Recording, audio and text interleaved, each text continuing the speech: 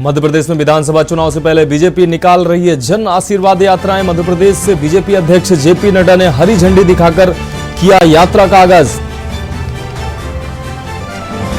भाजपा के राष्ट्रीय अध्यक्ष जेपी नड्डा पहुंचे भगवान राम की तपोभूमि चित्रकूट। जनसंवाद यात्रा को हरी झंडी दिखाने के बाद चित्रकूट में किए भगवान कामतानाथ के दर्शन। बीजेपी पहली बार एमपी में एक साथ निकाल रही है 5 यात्राएं। 17 से 18 दिन में ये यात्राएं तय करेंगी 10,543 किलोमीटर की दूरी। 25 सितंबर को भोपाल में होगी यात्राओं का समापन। हरियाणा के भिवानी में दिल्ली के सीएम केजरीवाल के साथ ही पंजाब के सीएम भगवंत मान ने भरी हुंकार। आप नेता अनुराग ढांडा ने जनता से की आप सरकार बनाने की अपील।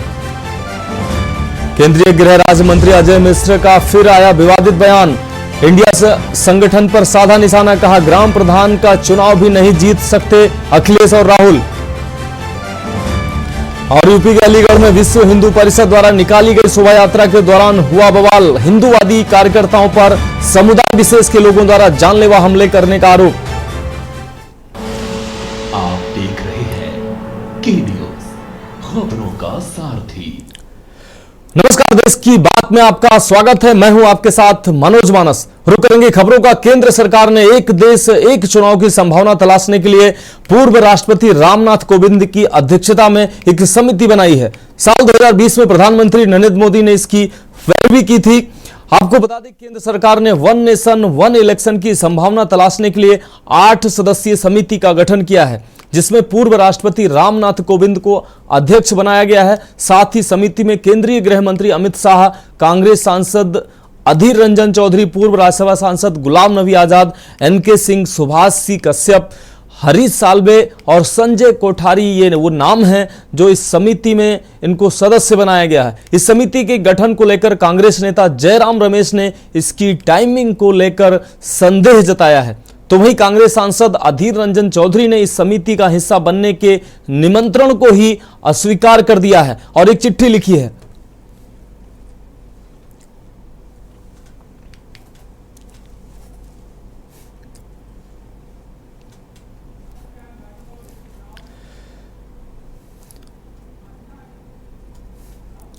अब बात अगली खबर की। राजधानी दिल्ली में G20 की तैयारियों को लेकर दिल्ली पुलिस को हाई अलर्ट पर रखा गया है, लेकिन बाहरी उत्तरी दिल्ली के शाहबाद डेरी इलाके में अपराधियों के हौसले बुलंद नजर आ रहे हैं। 10 से 15 हमलावरों ने एक युवक पर ताबड़तोड़ वार कर दिन दहाड़े, आपको बता दें, ताबड़तोड़ वार कर उसे बचाने के लिए पड़ोस में रहने वाली महिला और उसका बेटा आया तो उनके ऊपर भी आरोपियों ने लाठी डंडों से वार कर दिया। जानकारी के मुताबिक हमलावर शाहबाद डेरी के ही रहने वाले हैं। किसी बात को लेकर आरोपियों की पीड़ित से कहासुनी हो गई थी।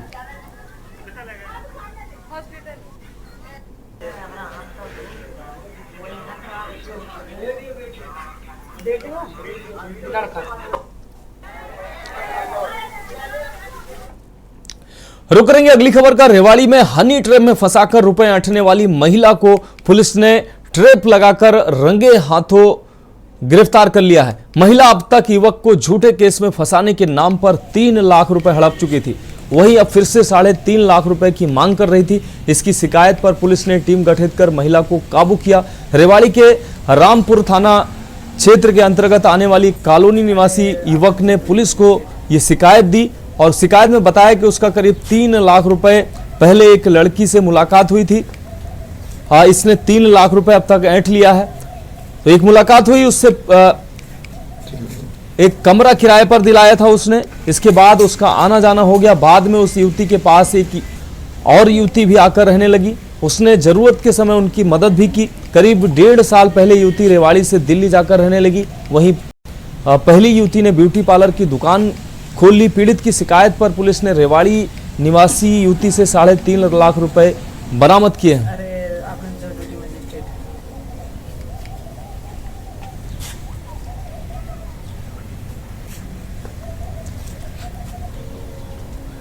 जी देखिए, रेवाड़ी शहर में रहने वाले एक युवक ने थाना रामपुरा क्षेत्र में रहने वाली एक कॉलोनी की युवती के खिलाफ एक शिकायत हमें दी थी, जिसमें उसके द्वारा ये बतलाया गया था कि उक्ति युवती उसे 3.5 लाख रुपए की डिमांड झूठे केस में फंसाने बाबत कर रही है, जिस पर हमने महिला थाना की SHO की टीम गठित की गई और टीम गठित करके उक्त स्थान पर जहां उस महिला द्वारा 3.5 लाख रुपए देने की बात की गई थी, वहां पर जाकर के रेड की गई और उसे 3.5 लाख रुपए की हमने बरामदगी की है और उक्त महिला को गिरफ्तार कर लिया गया है, जिसको कोर्ट में पेश किया जा रहा है। बढ़ेंगे अगली खबर की ओर। मनी लॉन्ड्रिंग के 400 करोड़ के घोटाले में फंसे MM के मालिक, फाउंडर और प्रमोटर को अंबाला की ऐतिहासिक सेंट्रल जेल रास नहीं आई। इन तीनों को अंबाला छावनी के नागरिक अस्पताल के एयर कंडीशन प्राइवेट रूम में उपचार के लिए दाखिल कराया गया। कंपनी के प्रमोटर रूप बंसल को 9 दिन के बाद डिस्चार्ज किया जा चुका है, जबकि कंपनी के फाउंडर बसंत बंसल और प्रमोटर पंकज बंसल अभी भी अस्पताल के एयर कंडीशन कमरे में उपचाराधीन है। हरियाणा आर्म्स पुलिस की गार्ड के पहरे में फाउंडर और प्रमोटर का उपचार किया जा रहा है। बताया गया है कि दोनों से मिलने के लिए अन्य अन्य प्रोजेक्ट चल रहे हैं।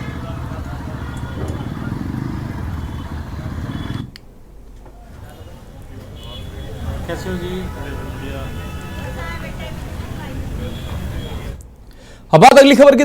अपराधियों की धरपकड़ के लिए पुलिस लगातार सर्च ऑपरेशन कर रही है। शहर के अलग अलग जगहों पर नाकेबंदी कर रही है, जिसमें गहनता से सभी गाड़ियों की जांच की जाती है ताकि कोई भी पेशेवर अपराधी पुलिस के चंगुल से भाग ना सके, निकल ना सके। फरीदाबाद पुलिस सड़कों पर उतर गई है। जब से नए पुलिस आयुक्त राकेश आर्य अपना कार्यभार इन्होंने संभाला है, तब से शहर के हर चौक चौराहों पर पुलिस के नाके लगाए जा रहे हैं, जिससे वहां से गुजरने वाले सभी वाहन चालकों की गहनता से जांच पड़ताल की जाती है। हालांकि चेकिंग के दौरान आम जनता को किसी प्रकार की असुविधा न हो, इसका भी पुलिस ख्याल रख रही है और गहनता से जांच पड़ताल भी कर रही है।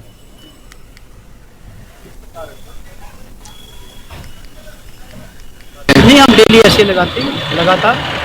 CP सर के आदेश है, जहाँ भी हमें दिखता है संदिग्ध कोई पता लगता है, जहाँ भी हमें अनुमान लगता है कि यहाँ से कुछ हो सकता है, उसको बकायदा चेक करते हैं। लगातार पुलिस जो है परेशानी न हो और बदमाशों को बख्शा नहीं जाएगा। अगर इस तरीके की कोई गाड़ी में कोई सामान अगर मिलता है तो उस पर क्या कार्रवाई की जाएगी? तुरंत जो भी कार्रवाई बनेगी।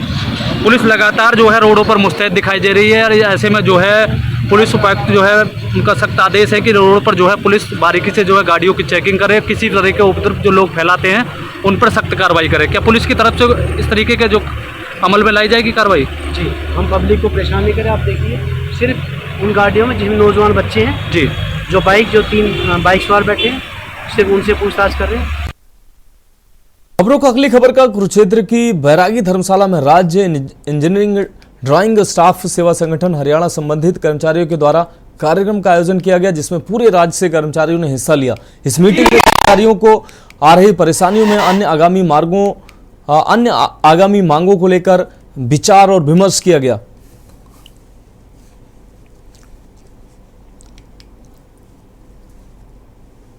Chairman welfare society state organisation of engineering drawing staff Haryana, आज हमारा इस गीता की पावन धरती पर कुरुक्षेत्र में धर्म क्षेत्र के अंदर आज हमारी राज्य कार्यकारिणी की मेंबर की एक ओपन मीटिंग बुलाई गई, जिसके अंदर आने वाले राज्य कार्यकारिणी का चुनाव व डिप्लोमा इंजीनियर एसोसिएशन द्वारा जो एक संगठन के खिलाफ लड़ाई शुरू करी है। मैं रोहतक में DHD पद पे कार्यरत हूँ और हमारी आज मीटिंग हुई है राज्य स्तर पर नए कार्यकारिणी बनाने के लिए, और हमारी कुछ डिमांडें हैं जो डिप्लोमा एसोसिएशन ने हमारे अधिकार हैं उन पर कुठाराघात किया है, यानी कि जो SDO की प्रमोशन का जो हमारा कोटा था उसको खत्म करने के लिए आवाज़ उठाई है, वो बिल्कुल ही गलत है। इसके विरोध में हम अपनी आवाज़ उठा रहे हैं। और दूसरा, जो ड्राइंग ब्रांच का जो एक मेन प्रॉब्लम ये है कि जो ड्राफ्ट्समैन, हेड ड्राफ्ट्समैन और CHD ये पोस्टें रहती हैं, ये तीनों पोस्टें 35,400 में ही हैं, यानी कि प्रमोशन हो जाती है लेकिन पे स्केल चेंज नहीं होते। बात अगली खबर की। खबर हिसार से है, जहां बरवाला के नहर कोठी स्कूल के खेल मैदान में मूक नायक संघ के तत्वाधान में तीसरी कबड्डी प्रतियोगिता का आयोजन किया गया, जिसमें गांव भेड़ी, बादशाहपुर, दाड़ी, गारण, देवीगढ़, पुनिया, रविदास नगर सहित बरवाला के विभिन्न वार्ड से आई 10 टीमों ने बहुत उत्साह और जोश के साथ प्रतियोगिता में भाग लिया। इस अवसर पर के न्यूज़ से बात करते हुए मास्टर सुनील भारती ने बताया कि इस प्रतियोगिता का आयोजन 40 किलोग्राम भार वर्ग से कम और 40 किलोग्राम भार वर्ग से ज़्यादा 2 वर्गों में किया गया। मूक नायक संघ द्वारा इस तरह की प्रतियोगिताएं हर महीने करवाई जाती हैं ताकि बच्चों को शिक्षा और खेल के क्षेत्र में आगे बढ़ाया जा सके।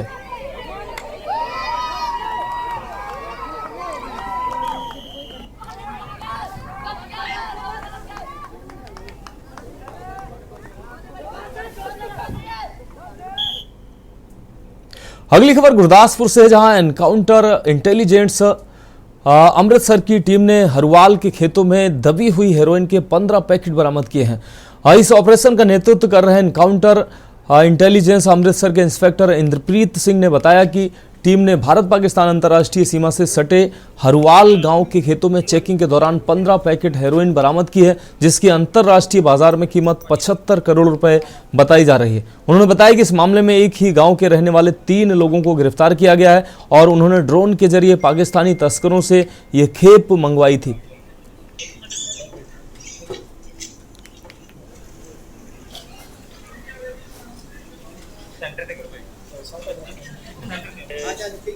ਦੇ ਲਾਗੇ ਪਿੰਡ ਪੈਂਦਾ ਜੀ ਆਪਣੇ ਰਾਊਵਾਲ, ਇਹ ਹਰੂਵਾਲ ਉੱਥੋਂ ਦੇ ਤਿੰਨੇ ਰਹਿਣ ਵਾਲੇ ਆ ਤੇ ਜਿਹੜਾ ਪਿੰਡ ਆ ਬਿਲਕੁਲ ਹੀ ਧਾਰਬੰਦੀ ਤੋਂ 1.5 ਕਿਲੋਮੀਟਰ ਦੇ ਵਿੱਚ ਆ।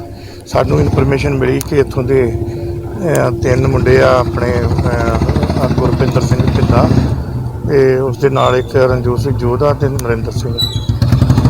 उन्होंने कोई वड्डी कंसाइनमेंट जी पाकिस्तान समगलर संपर्क करके तो मंगवा ली है जी। उस इनफॉर्मेशन बाद इन्हों की असी आप जो उत्थे जाके इन्हों अरेस्ट किया तो इन्हों के कब्जा जी 15 किलो हेरोइन बरामद हुई।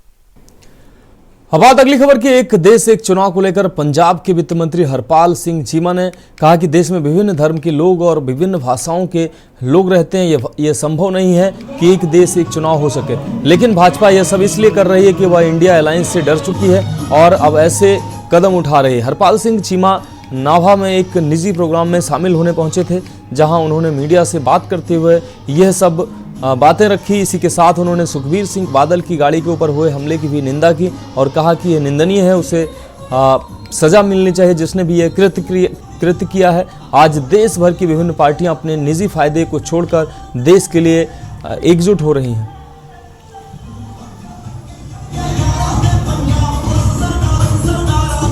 दिनों के अंदर जो मैं समझदा अजे बोलना सीखिया सी, जो ऊड़ा आड़ा ABC काखा की गल होती सी बचपन के अंदर, उन्होंने दिनों के अंदर इन्हों क्लासरूमां दे विच बैठ के अपने अध्यापक साहबान तो तामील हासिल की, विद्या हासिल की। अज उस विद्या के सहारे मैं समझदा अज पंजाब के इस अहुदे ते पहुंचे हाँ। सो मैं समुचे साडे अध्यापक साहबान का, स्कूल की मैनेजमेंट का, सब का बहुत बहुत धन्यवाद करदा गा।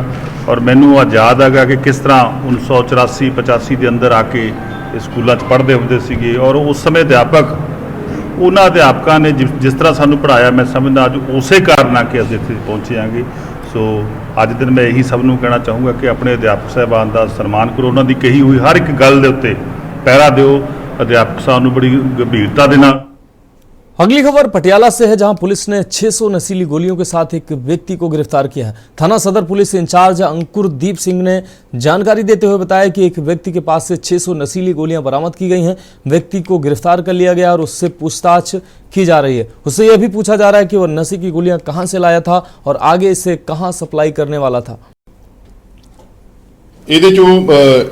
600 नशीलियां गोलियां बरामद हुई जी। असी सदर पटियाले FIR 117 नंबर दर्ज की है। ये मानयोग SSP साहब श्री वरुण शर्मा जी IPS के दिशा निर्देशा, श्री गुरदेव सिंह धालीवाल साहब DSP R साहब पटियाला दिशा निर्देशों के मुताबिक असी जिहड़े कासो ऑपरेशन साडे चलते पे ने ते असी 600 नशीलियां गोलियां बरामद कीतियां ने। साडे सब इंस्पैक्टर बलजिंदर सिंह ते ASI Daljeet Singh police party ने पूरी मुस्तैदी दे नाल ते पूरी सीक्रेट इन्फॉर्मेशन दे नाल असी ये मुकदमा दर्ज किया जी। तो देश की बात में वक्त एक ब्रेक का है, जल्द हाजिर होंगे। आप देख रहे हैं के न्यूज, खबरों का सारथी। ब्रेक के बाद देश की बात में एक बार फिर से आपका स्वागत है। अब देश की बात में मध्य प्रदेश की खबरों की बात करेंगे। डिंडोरी से यह खबर है, वन क्षेत्र करंजिया में हाथियों का आतंक सामने आया है। आपको बता दें, कपोटी गांव में जंगली हाथियों का आतंक आदिवासी ग्रामीणों के लिए मुसीबत का सबब बना हुआ है। आदिवासी ग्रामीण के एक घर में भी तोड़फोड़ की है इन जंगली हाथियों ने ग्रामीणों को भारी नुकसान पहुंचाया है। तो लगातार इस क्षेत्र में जंगली हाथियों की दहशत बनी हुई है। कपोटी गांव में जंगली हाथियों का यह आतंक लगातार सामने आ रहा है। आदिवासी ग्रामीण क्षेत्रों में इन हाथियों का आतंक लगातार जारी है, जिससे सभी आदिवासी ग्रामीण इन हाथियों के आतंक से परेशान हैं। आदिवासी ग्रामीण के एक घर में घुसकर इन हाथियों ने तोड़फोड़ भी की है। हाथियों ने ग्रामीणों का भारी नुकसान भी किया है।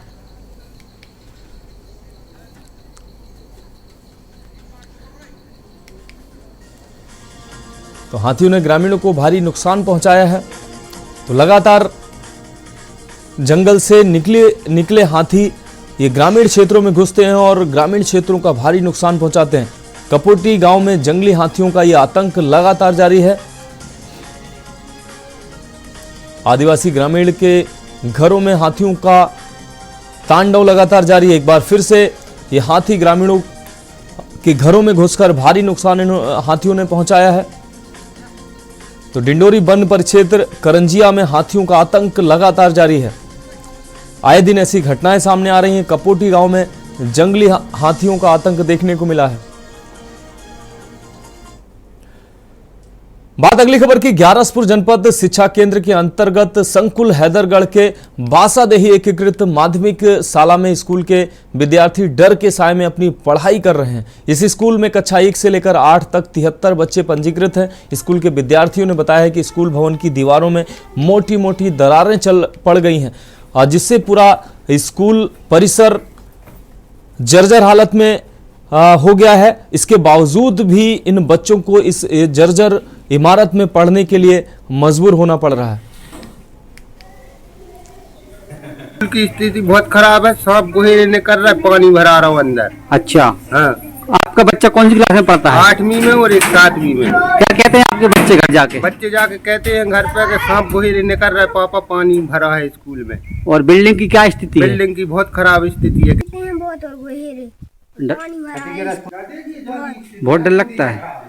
अच्छा, दरार वगैरह के यहाँ चल रही है आपके स्कूल में? बताओ। बहुत चल रही है। दरार है, बताओ ना, बोलो। बड़ी बड़ी दरारों के बारे में ना, बड़ी बड़ी दरार बोलो। चौड़ी चौड़ी दरारें चल रही। नीचे क्या निकलता है जमीन के नीचे? लगभग अभी 1 महीने हुए हैं। इधर बिल्डिंग तो पूरी क्षतिग्रस्त है, किचन भी नहीं है। तो बरसात में बैठने की व्यवस्था ही नहीं रही, बच्चे भी नहीं बैठ पाए। बोला अभी 2 कमरा हैंगे, 2 कमरों में बच्चे बैठते हैंगे बिल्डिंग में प्राइज में। और ये फर्श की यदि बात करें तो जगह जगह दरारें चल रही, पुल हैं बड़ी बड़ी, क्या कहना चाहते हैं? इसमें सर्प निकलते हैंगे दरारों में था। 2 बार प्राथमिक में भी निकल चुके हैंगे और मिडिल में भी सर्प निकलते हैं। बच्चों ने देखे क्या सर्प? हाँ, बच्चों ने भी देखे हैंगे और उसकी सभी जानकारी भी दी थी। फिर डर के साए में बच्चे कैसे पढ़ते होंगे बताते हैं उसमें कुछ नहीं, एक दो कमरों में बैठा लेते हैंगे। अच्छा, तो उधर नहीं बैठा पाते। और तालाब भी लगाएंगे पास में। अच्छा, लगा हुआ है। सर्प आते जाते बने रहते हैं। सर्प आते जाते बने रहते हैंगे।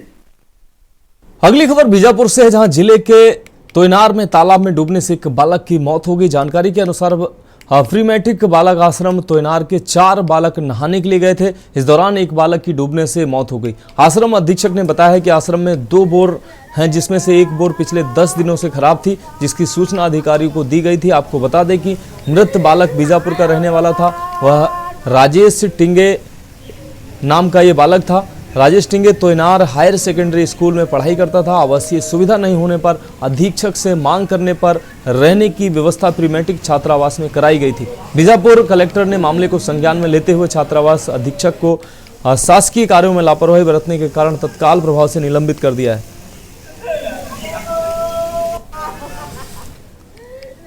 बालक छात्रा ड्रीमेटिक बालक छात्रा कोयनार जो है यहाँ से 18 किलोमीटर दूर पे स्थित है, बीजापुर जिला मुख्यालय से।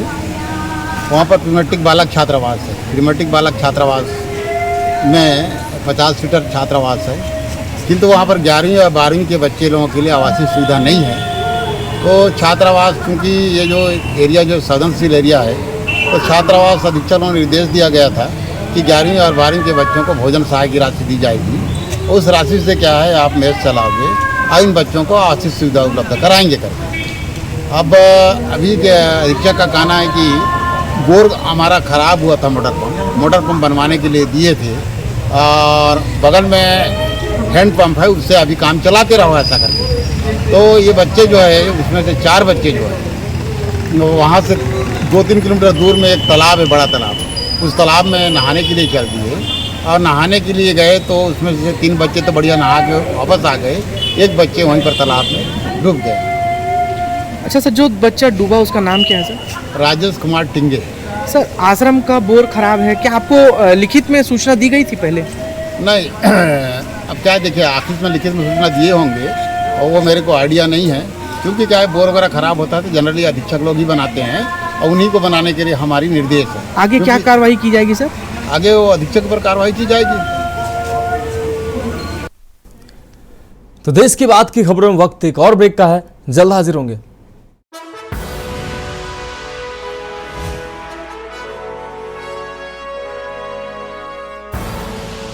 आप देख रहे हैं के न्यूज, खबरों का सारथी। ब्रेक के बाद देश की बात में एक बार फिर से आपका स्वागत है। बढ़ेंगे अगली खबर की ओर। खबर नारायणपुर से है, जहां जिले के ग्राम सुलेंगा में शराब परिवहन करते हुए एक आरोपी को पुलिस ने गिरफ्तार कर लिया है। आरोपी के पास से 140 लीटर देसी प्लेन शराब एवं गोल्डन गोवा विस्की बरामद की गई है। इन शराब की कीमत लगभग 73,000 रुपए बताई जा रही है।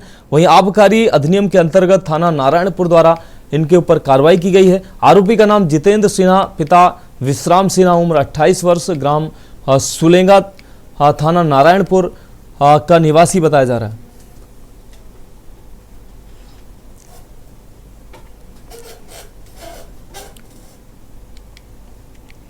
मामला जिला नारायणपुर से संबंधित है, जहां आज सूचना प्राप्त हुआ था कि किसी व्यक्ति के द्वारा नारायणपुर क्षेत्र में शराब का जो है अवैध परिवहन किया जा रहा है।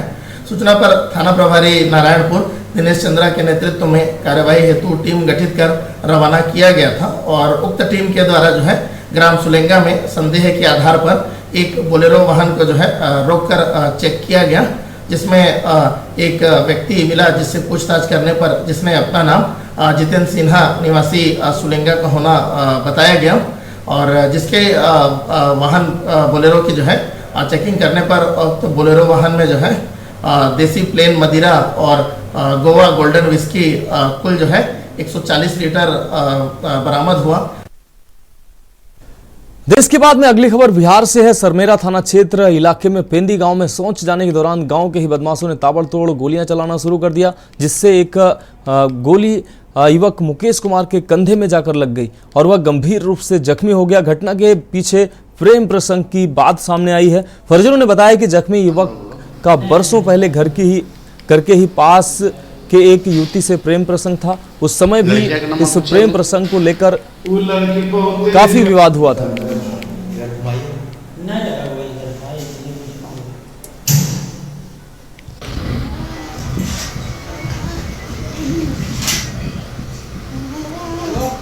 मारने को यही कारण है कि पहले बहुत साल भर पहले मतलब लड़का लड़की मैटर था।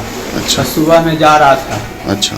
सुबह में जा रहा था लेटरिन। अच्छा। लेटरिन के बहाने वो लोग डायरेक्ट खुल गया इस पर लगा रहे तो हम इतने सुने। इसके बाद छत पर से उन लोग सामान लेके आया और इसको गोली मार दिया, भागने लगा वह कंधा पर पिछवाड़े गोली मार दिया। जख्मी जो मुकेश मतलब इसी के प्रेम प्रसंग था गाँव में। हाँ हाँ, लड़की से। हाँ। क्या नाम हुआ जो मारा है गोली उसको? अंकित महतो, अंकित कुमार मतलब अभी शादी उसको नहीं हुआ है। अंकित कुमार है। हाँ। कौन गाँव का मामला? पेंदी। अब बात अगली खबर की। जेडीयू एमएलसी गुलाम गौस का बिहार शरीफ के जलालपुर इलाके में जदयू कार्यकर्ताओं ने भव्य स्वागत किया है। आपको बता दें कि जदयू एमएलसी गुलाम गौस बिहार शरीफ में आयोजित एक कार्यक्रम में शिरकत करने जा रहे थे। इसी दौरान कार्यकर्ताओं ने उनका भव्य स्वागत किया। वहीं जेडीयू एमएलसी गुलाम गौस ने वन नेशन वन इलेक्शन के मुद्दे पर कहा कि केंद्र की मोदी सरकार देश का संविधान और इतिहास चौक चौराहों का नाम बदलना चाहती है। बीजेपी के नेताओं की बुद्धि काफी संकीर्ण हो गई है।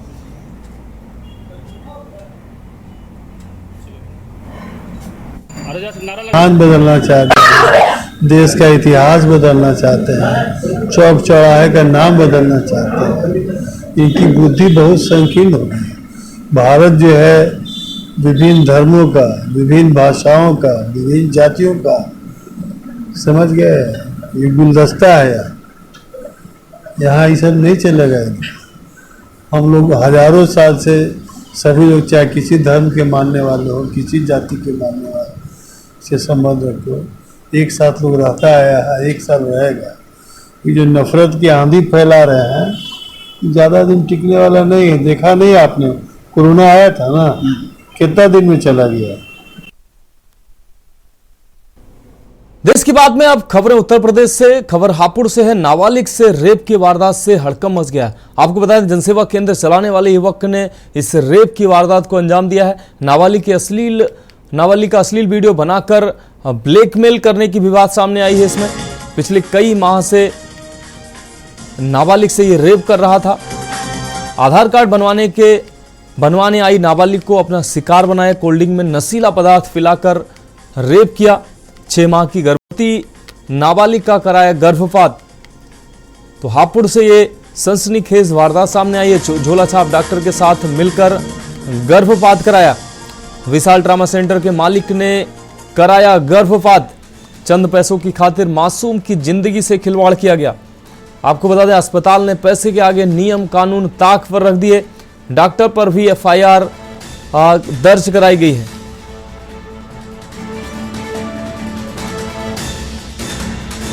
तो आधार कार्ड बनवाने आई नाबालिग को शिकार बनाया गया। कोल्ड ड्रिंक में नशीला पदार्थ पिलाकर नाबालिग के साथ रेप की घटना को अंजाम दिया गया। और इसके बाद 6 माह की गर्भवती होने पर इस नाबालिग का गर्भपात कराया गया। नाबालिग से रेप की वारदात से हापुड़ में हड़कंप मचा है। जनसेवा केंद्र चलाने वाले युवक ने रेप की घटना को अंजाम दिया है।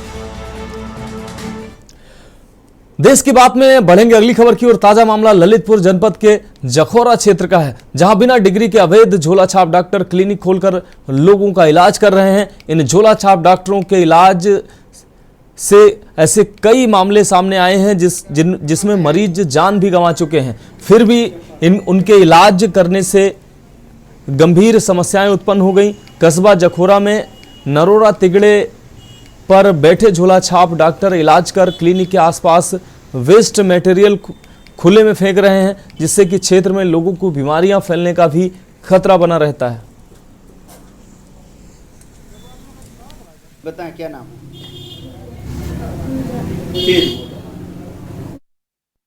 रुक करेंगे अगली खबर का। कांग्रेस पार्टी के प्रदेश अध्यक्ष अजय राय पहुंचे मुसाफिर खाना। आपको बता दें, मुसाफिर खाना में कांग्रेस पार्टी के कार्यकर्ताओं ने अजय राय का भव्य स्वागत किया। जोरदार स्वागत किया गया। अध्यक्ष ने जिले के दैनिक भास्कर से निकाले गए 2 पत्रकारों को अंग वस्त्र भेंट कर सम्मानित भी किया।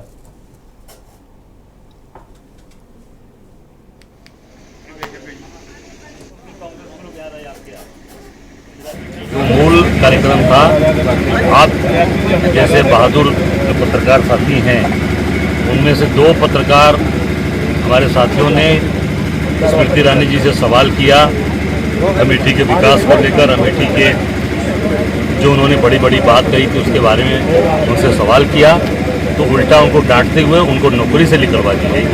उनका आज हम लोगों ने कांग्रेस पार्टी ने सम्मान किया, उनके साथ हम लोग खड़े हैं, उसमें उनको सम्मानित किया गया और काफी लोगों ने आज पार्टी की सदस्यता ग्रहण की है। अगली खबर अयोध्या से, जहां भीप ने कहा है कि श्री राम जन्मभूमि पर भव्य मंदिर निर्माण कार्य जैसे जैसे पूर्णता की ओर और आगे बढ़ रहा है, और जनवरी माह में भगवान की मूर्ति की प्राण प्रतिष्ठा समारोह की तिथियां निकट आ रही हैं, वैसे वैसे संकीर्ण मानसिकता से परिपूर्ण कथित छद्म विरोधियों के जहरीले विचार सामने आने लगे हैं। विहिप मीडिया प्रभारी शरद शर्मा ने संजय राउत, सतपाल मलिक और अधिवक्ता प्रशांत भूषण को राम मंदिर विरोधी और आतंकवादियों का सलाहकार बताते हुए तीखी टिप्पणी की है। उन्होंने कहा है कि इनके विश्व वमन करने वाले विचारों से देश में अस्थिरता और समाज को विभाजित करने की बहुत बड़ी साजिश नजर आ रही है। उन्होंने ये भी कहा कि आज जब देश की बागडोर सुरक्षित हाथों में है और सरकार विभिन्न प्रकार से विश्व में भारतीयों का मान बढ़ा रही है, तो ऐसे में सरकार विरोधी विषैले विचार वाले लोग देश के सम्मान पर भी हमला कर रहे हैं। ऐसे तत्वों पर विधिक कार्रवाई होनी चाहिए।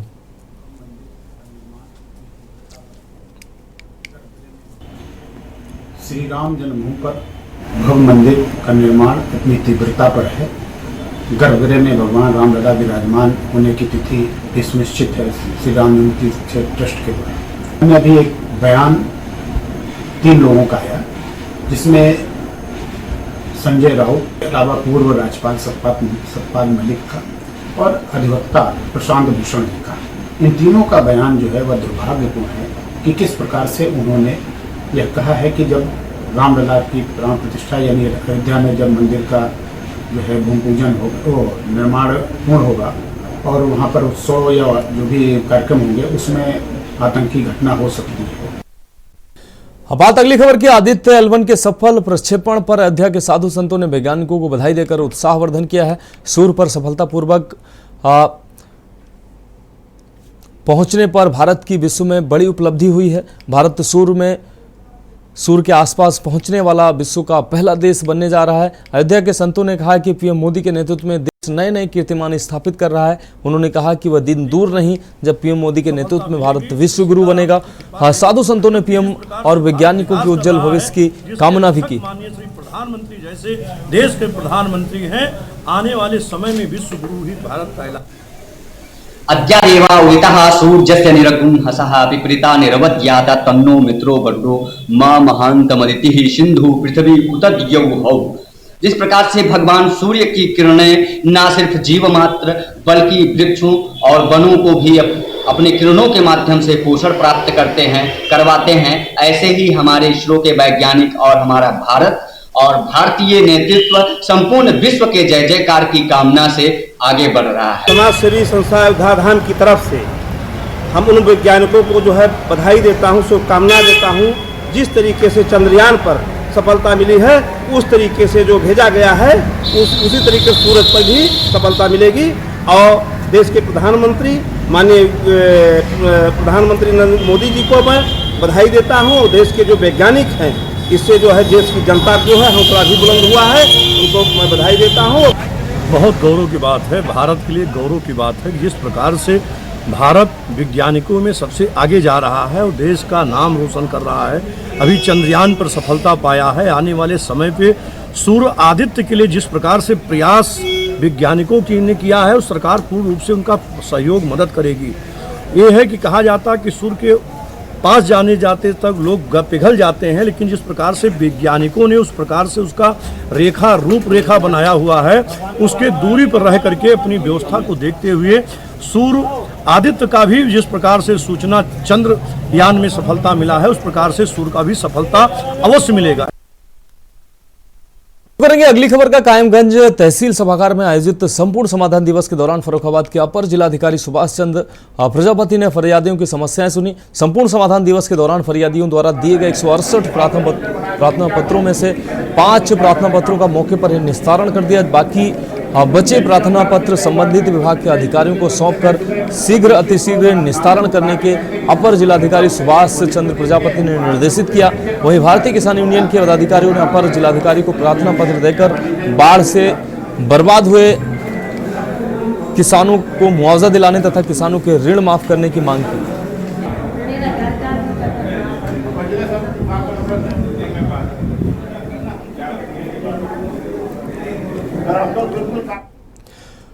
रुक करेंगे अगली खबर का। वन नेशन वन इलेक्शन पर विपक्ष के विरोध करने पर जयबीर सिंह ने कहा है कि विपक्ष के पास विरोध के अलावा कोई विषय नहीं है, जनहित राष्ट्रहित की कोई बात नहीं है। मैं समझता हूं कि कोई भी नागरिक बुद्धि और विवेक रखने वाला इस तरीके की बातें नहीं कर सकता। कोई भी बुद्धिजीवी हो, सबको मालूम है कि हिंदुस्तान के लोकतंत्र में और संवैधानिक व्यवस्थाओं के विपक्ष के पास केवल विरोध के अलावा कोई विषय रहा नहीं। लोग एक जनहित राष्ट्रहित की कोई बात है नहीं। मैं समझता हूँ जो भी देश का कोई भी नागरिक जरा सी बुद्धि और विवेक रखता होगा, चाहे वो राजनीतिक व्यक्ति हो या गैर राजनीतिक व्यक्ति हो या देश का रहने वाला कोई भी बुद्धिजीवी हो, सबको मालूम है कि हिंदुस्तान के लोकतंत्र में और संवैधानिक व्यवस्थाओं के तहत हर समय प्राय कोई न कोई चुनाव 12 महीने होता रहता है। कभी किसी राज्य का चुनाव, कभी नगर पालिका का चुनाव, कभी सांसदीय का चुनाव, कभी तेलंगाना का चुनाव, तो कभी हिमाचल का चुनाव।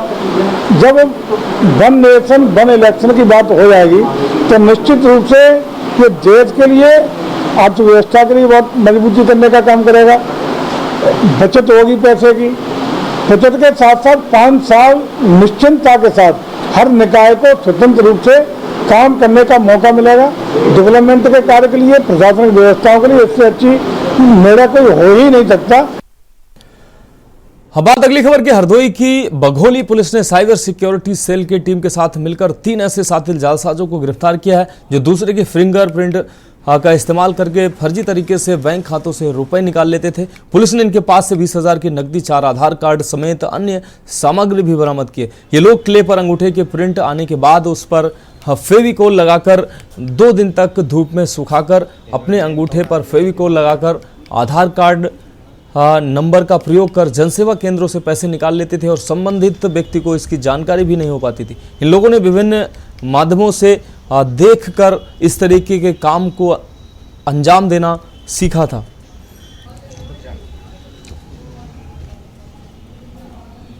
विगत दिनों अपने जनपद में कई थाना क्षेत्रों से शिकायत मिल रही थी कि कुछ जालसाज लोग आधार कार्ड और उनकी व्यक्तिगत जानकारी बायोमेट्रिक को चुरा के जन सेवा केंद्रों पे इस्तेमाल करके पैसे निकाल ले रहे हैं। उसी क्रम में सीओ बघोली के नेतृत्व में कई टीमें लगाई गई थी, जिसमें मुखबिर द्वारा सूचना मिली कि 3 व्यक्ति हैं संदिग्ध, उनकी गिरफ्तारी की गई। इनके नाम हैं रामकृपाल, मुकेश और सरोज।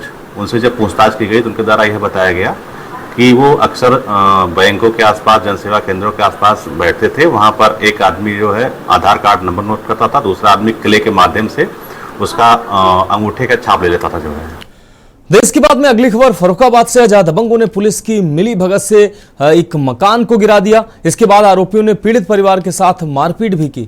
जब पीड़ितों ने घटना की जानकारी पुलिस को दी तो पुलिस ने पीड़ित परिवार के ही 5 महिलाओं को थाने में बंद कर दिया। पुलिस हिरासत में पीड़ित महिला की हालत बिगड़ गई, जिसके बाद आनन फानन में महिला को लोहिया अस्पताल में भर्ती कराया गया। आपको बता दें कि 2 पक्षों में मकान को लेकर विवाद चल रहा था।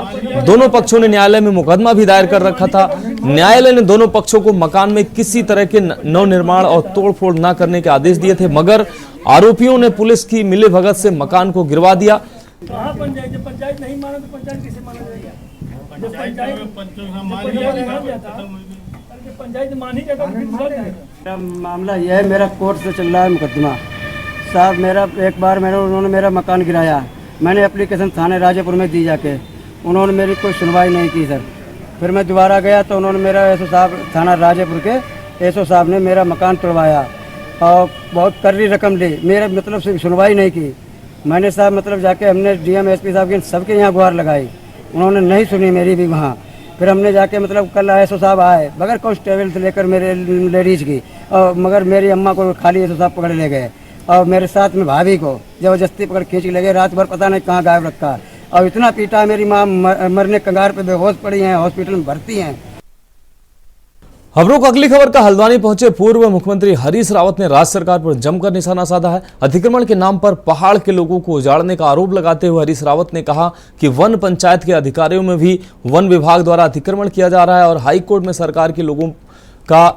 सरकार लोगों का सही पक्ष भी नहीं रख पा रही है। यही वजह है कि अब लोगों के सामने बड़ी मुसीबत खड़ी हो गई है। हरीश रावत ने मुख्यमंत्री पुष्कर सिंह धामी से अपील करते हुए कहा है कि तत्काल चिन्हीकरण रोकने की मांग की है। उन्होंने कहा कि लोगों को अतिक्रमण से राहत दिलाई जाए, नहीं तो इसका खामियाजा सरकार को भुगतना पड़ेगा।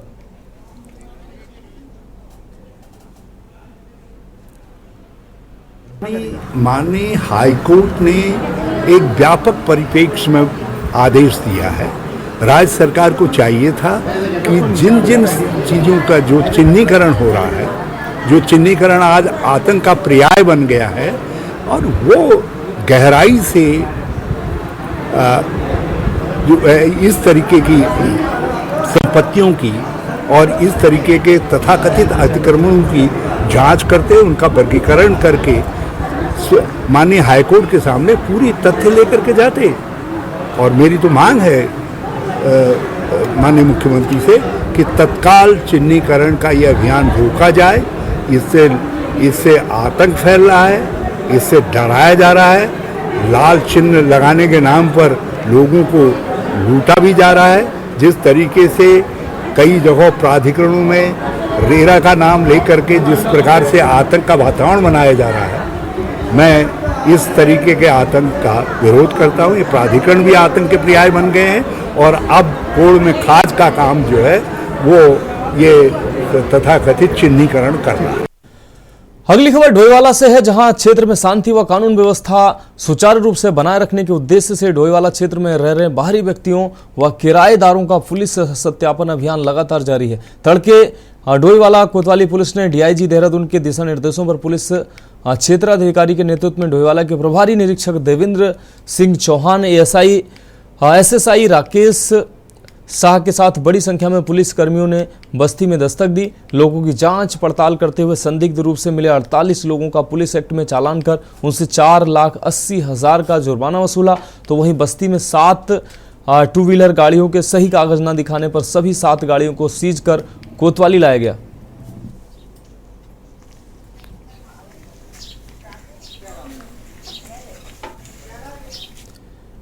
अब बात अगली खबर की। कल 4 सितंबर को किसानों की विभिन्न समस्याओं को लेकर उत्तराखंड किसान मोर्चा के बैनर तले भारी संख्या में किसान ट्रैक्टर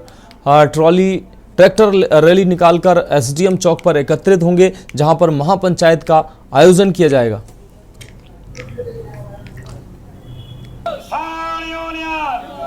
चौधरी राकेश टिकैत, भाईचारा, छत्तीस बिरादरी भाईचारा। जगह 4 सितंबर को एक किसानों की समस्या को लेकर विशाल रैली और महापंचायत का आयोजन किया जा रहा है, जिसमें किसानों के तमाम मुद्दों पर वहां पर विचार विमर्श किया जाएगा और उसके बाद हम प्रशासनिक अधिकारियों को एक अपना मांग पत्र सौंपेंगे। उसमें जो हमारे मुख्य मुद्दे तो यह कि जो बाढ़ के कारण हरिद्वार जिले में जो भारी बरसात हुई, उससे किसानों की फसलों को बहुत भारी नुकसान हो गया। उसमें हमारी सरकार से मांगा कि मात्र 1100 रुपया बीघे का मुआवजा दिया जा रहा है, बहुत कम है। 10,000 रुपये बीघा का मुआवजा सरकार के द्वारा किसानों को दिया जाए। किसानों की लड़ाई है, हम सब एक ही हैं, सब एक साथ मिलकर एक ही प्लेटफार्म पर लड़ाई लड़ रहे। 4 तारीख में जो पंचायत होगी उसमें भी हमारा सहयोग रहेगा। सब किसानों की बात कर रहे, सब किसान एक जगह एक बैनर के नीचे सब अपना लड़ाई लड़ रहे। संगठन अलग अलग हो सकते हैं, लेकिन जब किसान की बात आती है तो किसान के नाम पर, किसान के शोषण के नाम पर हम सब लोग एक प्लेटफार्म पर एक साथ हैं। करेंगे अगली खबर का। मसूरी गोलीकांड की 29वीं वर्षी पर मुख्यमंत्री पुष्कर सिंह धामी ने शहीद स्थल झूला घर पहुंचकर शहीदों को श्रद्धांजलि अर्पित की। इससे पहले शहीद स्थल पर सर्वधर्म सभा का आयोजन किया गया, जिसमें सभी समुदाय के धर्म गुरुओं द्वारा पाठ का भी आयोजन किया गया। इस मौके पर मुख्यमंत्री पुष्कर सिंह धामी ने शहीदों के परिजनों को शॉल भेंट कर सम्मानित भी किया। इस मौके पर विभिन्न राजनीतिक और सामाजिक संस्थाओं के लोगों ने शहीद स्थल झूला घर पर राज्य आंदोलन में अपनी शहादत देने वाले लोगों को श्रद्धा सुमन अर्पित किया। इस मौके पर मुख्यमंत्री पुष्कर सिंह धामी ने शहीदों को श्रद्धांजलि देते हुए कहा कि सरकार द्वारा प्रयास किया जा रहा है कि उत्तराखंड के शहीदों के सपनों के अनुसार राज्य का विकास हो सके। उन्होंने पूर्व प्रधानमंत्री स्वर्गीय अटल बिहारी वाजपेयी का आभार व्यक्त करते हुए कहा कि उनकी बदौलत ही आज अलग राज्य उत्तराखंड मिल पाया है। श्रीमती मधु कैंथरा जी से अनुरोध करूंगा मंच पर आ जाए।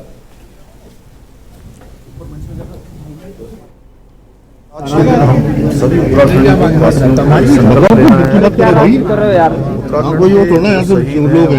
आंदोलनकारी उनके सपनों के अनुरूप, उनके आशाओं के अनुरूप उत्तराखंड राज्य के निर्माण में अपना योगदान देंगे। और श्रद्धेय अटल बिहारी वाजपेयी जी का भी मैं स्मरण करना चाहता हूँ कि वो उनके प्रधानमंत्रित्व काल में ही उत्तराखंड राज्य हमको प्राप्त हुआ था।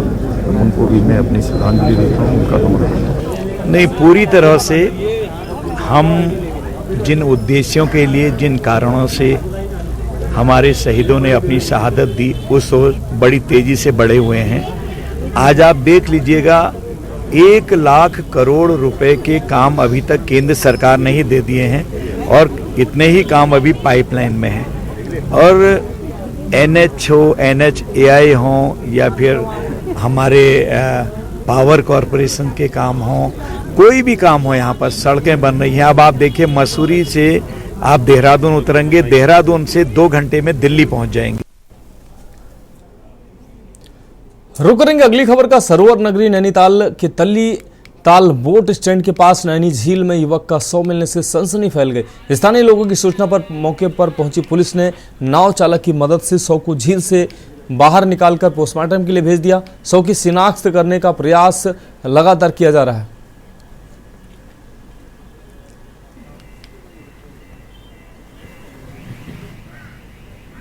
नैनीताल पुलिस को ये सूचना प्राप्त हुई थी कि झील में एक शव तैर रहा है। उस शव को हमने झील से निकाल करके और किनारे रखवाया हुआ है और अभी इसकी कोई शनाख्त नहीं हो पाई है। ये एक पुरुष का शव है, लगभग 35 से 40 साल के बीच लग रहा है और इसकी डेड बॉडी जो है 1 सप्ताह 8-9 दिन के आसपास पुरानी लग रही है और इसकी शिनाख्त के प्रयास किए जा रहे हैं। क्या कार्रवाई? ये सबसे पहले इसकी शिनाख्त के प्रयास करवा रहे हैं हम और हम शिनाख्त हो जाती है तो पंचायतनामे की कार्रवाई की जा रही है। बात अगली खबर की। करीब 12 साल से लंबित चिन्हित राज्य आंदोलनकारियों और आश्रितों को सरकारी सेवा में सीधी भर्ती के पदों पर 10% क्षैतिज आरक्षण के विधेयक को धामी सरकार ने कैबिनेट से मंजूरी दे दी है। इससे राज्य आंदोलनकारी बेहद खुश नजर आ रहे हैं। राज्य आंदोलनकारी प्रदीप कुकरेती ने इस फैसले के लिए धामी सरकार का आभार जताया है।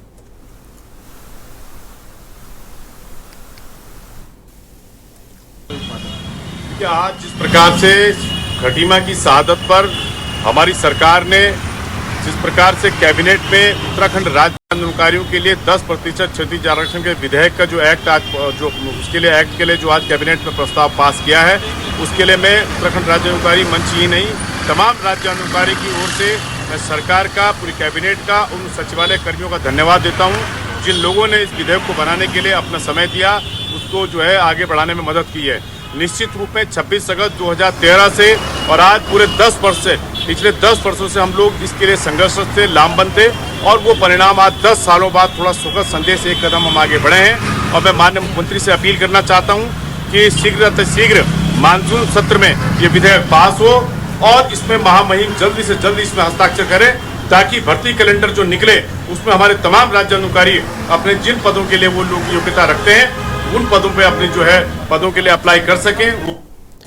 तो देश की बात में आज मेरे साथ इतना ही। मुझे दीजिए इजाजत और आप देखते रहिए के न्यूज़ इंडिया।